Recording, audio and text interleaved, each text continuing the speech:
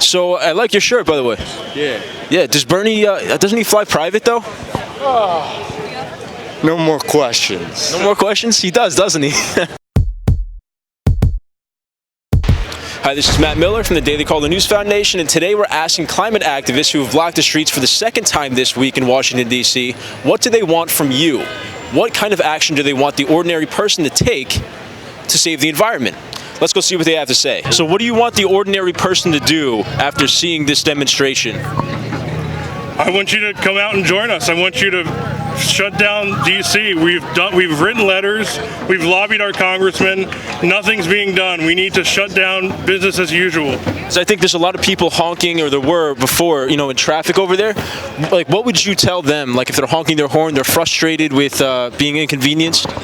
The system is not working. We need to do something to challenge the system to shut down business as usual. People will be inconvenienced.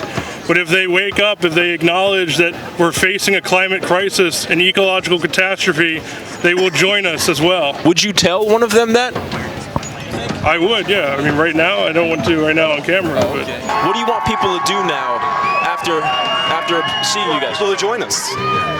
And people are joining us. So you want people to join you out here in the street for like your activism? Yes, we are the fire alarm for this crashing and burning society. But what specifically do you want people to do, even if they join you? Like, what do you? We want mass participation, civil disobedience, because that is the way to systematically transform a society in the fastest possible way.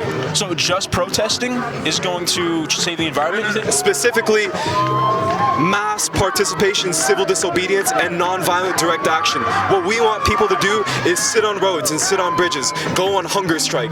We want people to fight like their lives depend on it. Until what happens? Like, what do you want people? Until the government meets our demands. I like your shirt, by the way. Yeah. Yeah. Does Bernie? Doesn't he fly private though? No more questions. No more questions. He does, doesn't he? It's not me, it's my spirit. Is Bernie going to save the environment, you think?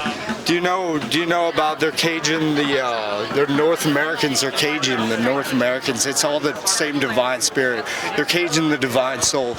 It comes from the top of the trickle up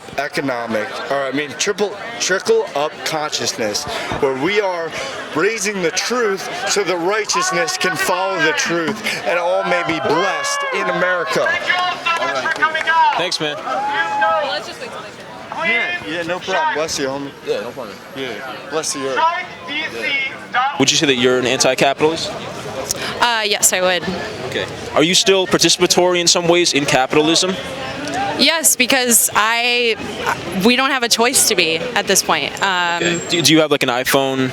And like, how many child soldiers probably died to make this, right? It's true. Like all the metal and stuff. Like a shit ton of child soldiers probably. I mean, yeah, it's true. But we all are unwilling participants in capitalism because it's an inevitable part of an individual's life. But I think together we can come together to build a bridge to something else. Do you think like owning an iPhone or like wearing clothes made from fossil fuels or driving cars, like, are those unwilling ways to participate in capitalism? All the criticisms that hone in on the individual hypocrisy of activists around, oh, you needed fossil fuels to get here to like participate. It's based on this argument that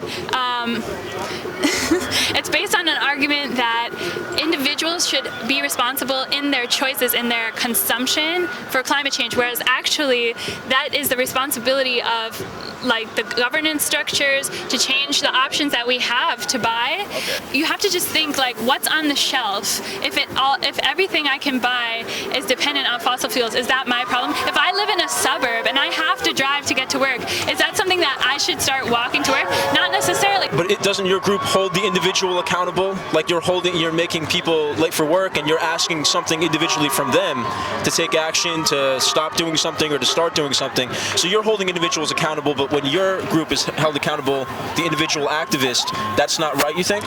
That's an interesting, I would say, like,